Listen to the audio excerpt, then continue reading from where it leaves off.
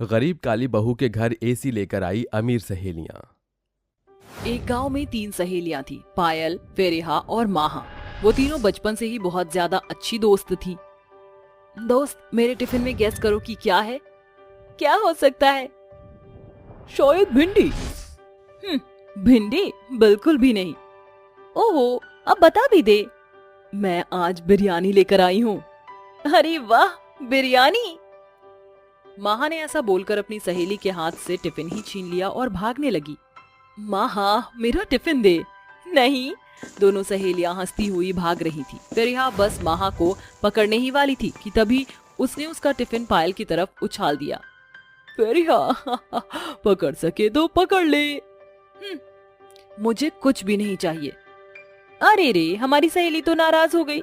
ये ले, हमें नहीं खानी तेरी बिरयानी। चल पायल, ये दुनिया, ये महफिल हमारे काम की नहीं। दोनों सहेलियां नाटक करने लगी।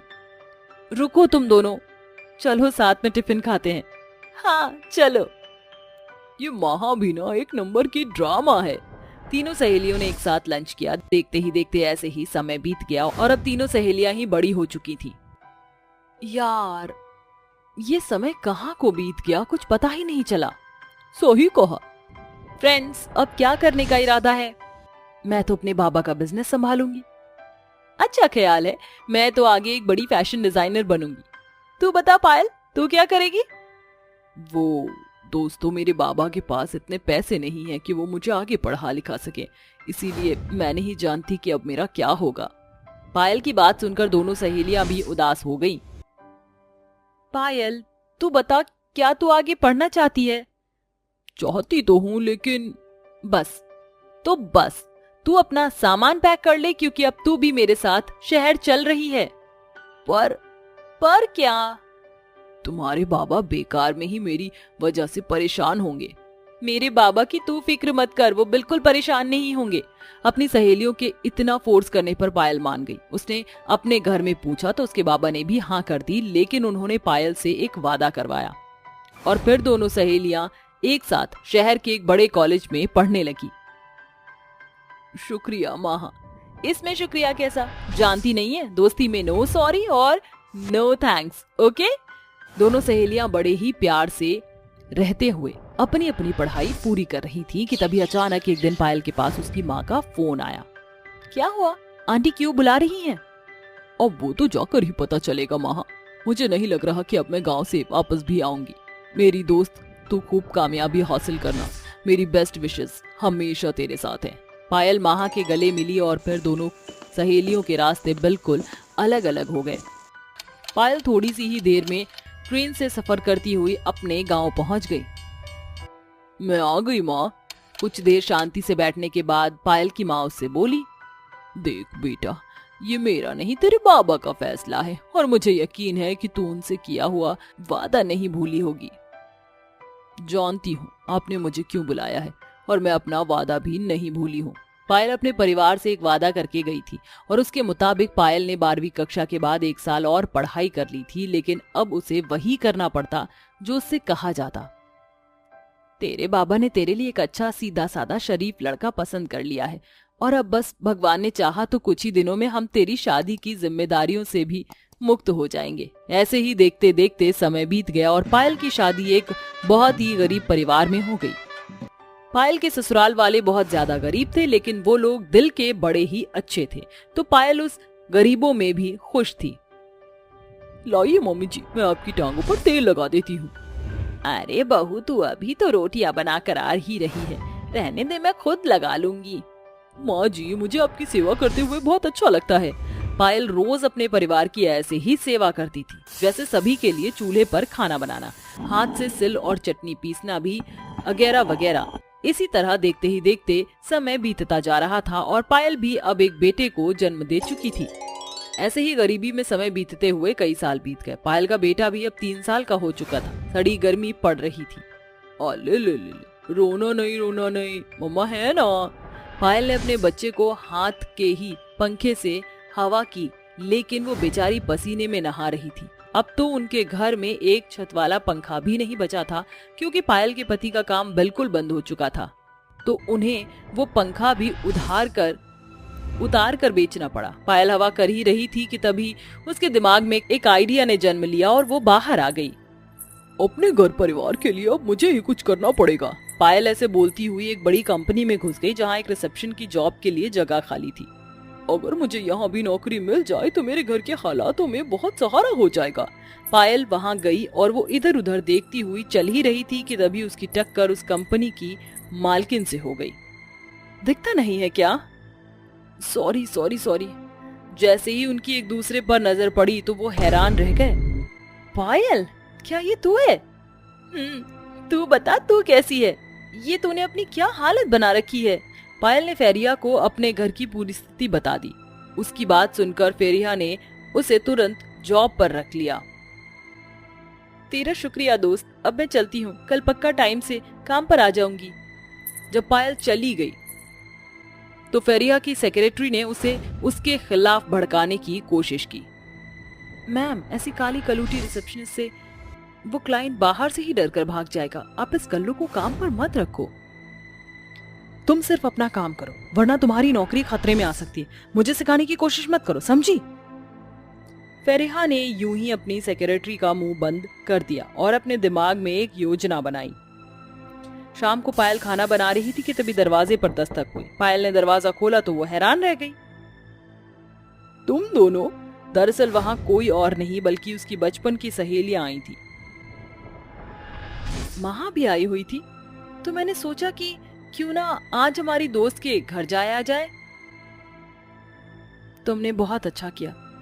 अब अंदर आ जाओ और खाना खा लो। नहीं नहीं, हमें खाना नहीं खाना है। अरे लड़कियों, आ जाओ, शर्माओ मत। पायल ने अपनी सहेलियों को चूल्हे पर बना गर्म गर्म खाना खिलाया। वाह, इसे खाकर तो बचपन याद आ गया। 3 सहेलियां इतने सालों बाद भी बिल्कुल नहीं बदली थी। वो तीनों ही एक दूसरे के साथ मिलकर बहुत ज्यादा खुश थी। इसी तरह से रात हो गई। अब हम चलते हैं। कुछ देर और रुक जाओ। अब तू हमारे घर आना। अरे बातों बातों में तो हम गिफ्ट देना ही भूल गए। अभी लाती हूँ। फेरिया ने पायल को एक ब्रांडेड एसी, एक मिठाई का डब्बा, एक सुंदर सा हार और सभी का एक एक सूट दिया। पर इस सब की क्या जरूरत थी? चल अब बस यही बात मत बोल। हम ये गिफ्ट बड़े जी से लेकर आए हैं और तू भी इन्हें खुशी से अपना ले। और हाँ, एक और चीज, ये ले। फेरिहा ने अपनी कंपनी में पायल के पति को जॉब देने के लिए कंपनी कार्ड भी दिया। अगले दिन उसका पति कार्ड को लेकर गया तो उसे उसकी काबिलियत देखकर मैनेजर की पोस्ट मिल गई। अब पायल के हालात भी पूरी तरह बदल चुके थे। उसने अपनी सहेलियों का दिल से शुक्रिया अदा किया और सभी खुशी खुशी रहने लगे। बहुत ज्यादा गर्मी लग रही है। ये निहारिका भी अभी तक नहीं आई, पता नहीं कहाँ रह गई है। हमेशा कहती हूँ कि जल्दी से कॉलेज पहुँच जाया कर। तभी वहाँ निहारिका आ जाती है और अपनी सहेली अंकिता को पीछे से गले लगा लेती है। ओहो, तुम मुझे पहले पानी पिला दो, उसके बाद तुम्हें जितना गले लगना है लगा लेना। बहुत ज्यादा गर्मी है और मेरा गला सूख रहा है। हाँ हाँ, मैं तुम्हारे लिए ठंडा फ्रिज का पानी लेकर आई हूँ, ये लो पी लो। अंकिता निहारिका के हाथ से पानी की बोतल ले लेती है और पानी पीने लगती है, जिसके बाद अंकिता बहुत खुश होती है। Thank you so much Niharika. तुम तो जानती हो ना कि मैं कितनी गरीब हूँ। हमारे घर पर एक फ्रिज भी नहीं है। काश हमारे घर पर फ्रिज होता तो मुझे भी ठंडा पानी मिलता। खैर छोड़ो, चलो हम लोग क्लास के लिए लेट हो रहे हैं। दोनों सहेलियां क्लास में जाती है और अपनी पढ़ाई करती है। क्लास खत्म होने के बाद निहारिका और अंकिता घर के लिए निकल जाती है, लेकिन अंकिता अपने घर पर जाने से पहले निहारिका के घर पर जाती है। जाओ निहारिका, जल्दी से बर्फ ले आओ, उसके बाद मैं घर पर चली जाऊंगी। निहारिका अपने घर से बर्फ लेकर आती है और अंकिता को दे देती है, जिसके बाद अंकिता बर्फ लेकर अपने घर पहुंच जाती है और एक जग में डाल देती है, जिसके बाद वो थोड़ा सा पानी पीती है और खाना बनाना शुरू करती है। माँ आती ही होगी, उनके आने से पहले खाना बना लेती हूँ। बेचारी पूरे दिन काम कर करके थक जाती हैं। अंकिता धीरे धीरे सारा खाना बना लेती है। इस बीच उसको बहुत ज्यादा गर्मी लगती है। कुछ ही देर में हाथ में एक बोरा लेकर उसकी माँ राजवती घर में आ जाती है।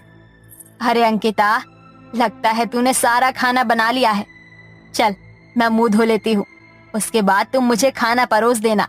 राजवती अपने मुंह हाथ धो लेती है, जिसके बाद अंकिता अपनी माँ के साथ साथ अपना भी खाना कर लेती है। दोनों माँ बेटी खाना खा रहे होते हैं जैसे ही राजवती पानी का गिलास पीती है वो बहुत खुश हो जाती है। लगता है आज तुम फिर से निहारिका के घर से बर्फ लेकर आई हो। चलो अच्छा है, गर्मी बहुत थी और मुझे ठंडा पानी पीने का बहुत मन था। हाँ माँ, काश हमारे पास भी एक फ्रिज होता। बेटी तू तो जानती है ना, जो भी कूड़ा कचरा मैं बीनती हूँ उससे मैं तेरी पढ़ाई का ही खर्चा निकाल पाती हूँ। उससे ऊपर मैं घर भी सही से नहीं चला पाती। अरे कोई बात नहीं माँ, मैं सब कुछ जानती हूँ, आपको ये सब कहने की जरूरत नहीं थी। अंकिता कहने के बाद अपनी माँ के आगे से जूठे बर्तन उठा लेती है और उन्हें धोने चली जाती है। ऐसे ही कुछ दिन बीत जाते हैं जिसके चलते अचानक से राजवती की तबीयत खराब हो जाती है और वो कूड़ा बीनने भी नहीं जा पाती। घर में तो राशन बिल्कुल खत्म हो गया है, खाने के लिए क्या बनाऊं? जब से माँ आपकी तबीयत खराब हुई है कुछ भी ठीक से नहीं चल रहा। कोई नहीं बेटी, 1-2 दिन की बात है, मैं ठीक हो जाऊंगी तो सब कुछ पहले की तरह ठीक हो जाएगा। राजवती की दवाई भी खत्म हो जाती है। अंकिता बहुत ज्यादा परेशान होती है, उसे कुछ भी समझ नहीं आता, जिसके बाद वो अपनी माँ का चुपके से बोरा लेकर कूड़ा कचरा बीनने सड़क पर पहुंच जाती है। शाम तक वो काफी सारा कूड़ा कचरा बीनकर दुकान पर बेच देती है और उन पैसों से अपनी माँ के लिए दवाई और खाना बनाने के लिए सब्जियां ले आती है। अरे बेटी, ये पैसे कहाँ से आए तेरे पास? दवाई तो मेरी खत्म हो गई थी। अंकिता अपनी माँ को कूड़ा बीनने वाली बात बताती है। ये सुनकर राजवती को बहुत बुरा लगता है। आज तो तूने कूड़ा बीन लिया, लेकिन आज के बाद तू कभी ऐसा नहीं करेगी। मैं नहीं चाहती कि तू वही काम करे जो मैंने किया है। मैं चाहती हूँ कि तू पढ़ लिख कर कहीं अच्छी जगह नौकरी करे और अच्छे लोगों में उठे बैठे। राजवती अपनी बेटी अंकिता को पढ़ाने की पूरी कोशिश करती है, लेकिन कूड़ा बीनने वाली क्या ही कर पाती। ऐसे ही कुछ दिन बीत जाते हैं। अंकिता और उसकी सहेली निहारिका का कॉलेज खत्म हो जाता है, जिसके बाद दोनों सहेलियां अपने अपने घर पर रहने लगती है। निहारिका एक दिन अचानक से अंकिता के घर पर बर्फ लेकर आती है और कहती है, अरे अंकिता, कहाँ हो तुम? जल्दी से मेरे पास आओ। देखो, मैं तुम्हारे लिए कितनी बड़ी खुशखबरी लेकर आई हूँ। हम दोनों का अब कनाडा जाने के लिए सिलेक्शन हो गया है। ये लो बर्फ और इससे एक प्यारा सा रूह अफ़ज़ा बना लो। निहारिका के कहने पर अंकिता बर्फ का रूह अफ़ज़ा तो बना लेती है, लेकिन मायूस होकर कहती है, हमारा सिलेक्शन हो गया, ये तो बहुत खुशी की बात है। लेकिन तुम्हारे माता पिता तुम्हारा कनाडा का खर्चा उठा सकते हैं, लेकिन मेरी गरीब कूड़ा बीनने वाली माँ पर मैं अपना और बोझ नहीं डाल सकती। मैं यहीं पर रहकर कुछ न कुछ कर लूंगी। अरे तू पागल है क्या? मैंने तेरी टिकट करवा दी है और फिर मेरे होते हुए तुझे चिंता करने की क्या जरूरत है? मैं हूँ। निहारिका अंकिता को समझाने की बहुत कोशिश करती है, लेकिन अंकिता निहारिका को मना कर देती है, क्योंकि उसे अपनी सहेली का कोई भी एहसान नहीं चाहिए था। ऐसे ही कुछ दिन बीत जाते हैं और बेचारी निहारिका अकेली ही कनाडा चली जाती है। कनाडा जाने के बाद वो एक अच्छी खासी नौकरी करती है और पहले से बहुत ज्यादा अमीर हो जाती है, लेकिन अंकिता बहुत ज्यादा परेशान होती है। काश मैं इतनी गरीब ना होती। मेरी प्यारी बच्ची उदास क्यों होती हो? एक दिन भगवान ने चाहा तो सब कुछ ठीक हो जाएगा। चिंता मत करो माँ, मैं अपनी पूरी कोशिश करूंगी कि मैं पढ़ लिख कर तुम्हारी और अपनी जिंदगी को बदल सकूं। अंकिता दिन रात मेहनत करके पढ़ती है। ऐसे ही कुछ दिनों बाद उसका बर्थडे आने वाला होता है। वहीं कनाडा में निहारिका अपने मन ही मन में सोचती है, मेरी प्यारी सहेली का बर्थडे आने वाला है। वो तो उसूलों की इतनी पक्की है कि मुझसे कुछ नहीं लेगी, लेकिन मेरी प्यारी सहेली गरीब बहुत है। लेकिन अब उसका जन्मदिन आने वाला है, तो क्यों ना मैं उसे गिफ्ट के तौर पर एक फ्रिज ही दे दूं? यही सही होगा, कम से कम उसके इस्तेमाल में तो आएगा। निहारिका ऐसा सोचकर बर्थडे से एक दिन पहले ही अपनी सहेली अंकिता के घर पर फ्रिज ऑर्डर करवा देती है। जैसे ही अंकिता अपने घर के बाहर एक प्यारा सा फ्रिज देखती है, वो हैरान रह जाती है। अरे भैया, हमने तो कोई भी फ्रिज ऑर्डर नहीं किया, फिर ये फ्रिज कहाँ से आया? कहीं आप किसी का गलत ऑर्डर तो नहीं लेकर आ गए? हमें ये फ्रिज यहाँ पर डिलीवर करना था, पेमेंट पहले ही हो चुका है, तो आपको हमें कुछ नहीं देना है। बस हम इतना कह सकते हैं कि इस नंबर से एक निहारिका नाम की लड़की ने आपको एक गिफ्ट ऑर्डर किया है।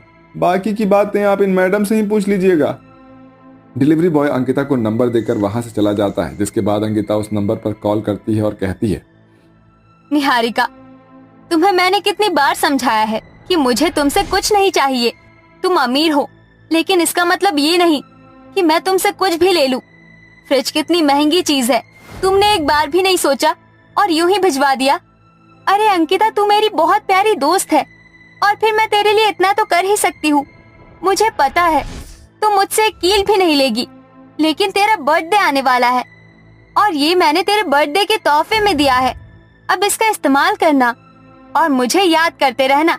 ऐसा कहकर निहारिका फोन रखती है, जिसके बाद अंकिता बहुत खुश होती है और वो अपने फ्रिज को घर में ले आती है। कुछ ही देर में कूड़ा कचरा बीनने के बाद राजवती भी घर पर आ जाती है। घर में फ्रिज देखकर वो भी हैरान रह जाती है। अंकिता उसे सब कुछ बताती है, जिसे सुनकर राजवती को भी बहुत खुशी मिलती है। तुम्हारी सहेली तो बहुत अच्छी है। भगवान बहुत ही किस्मत वालों को ऐसे दोस्त देते हैं। चलो अब इस फ्रिज का ठंडा पानी पिलाओ। अब इस फ्रिज के चलते हमारा खाना भी खराब नहीं होगा। अंकिता फ्रिज से ठंडा पानी अपनी माँ को पिलाती है, जिसके बाद वो अपने घर के खाने पीने का सामान भी फ्रिज के अंदर ही रख देती है। कुछ ही दिनों में पढ़ाई लिखाई करके अंकिता को भी एक अच्छी खासी नौकरी मिल जाती है और वो नौकरी करके अपने हालातों को बहुत जल्दी बदल देती है। अब उसकी माँ को कूड़ा कचरा बीनने की जरूरत नहीं होती, जिसके चलते वो अपनी माँ के साथ खुशी खुशी रहने लगती है।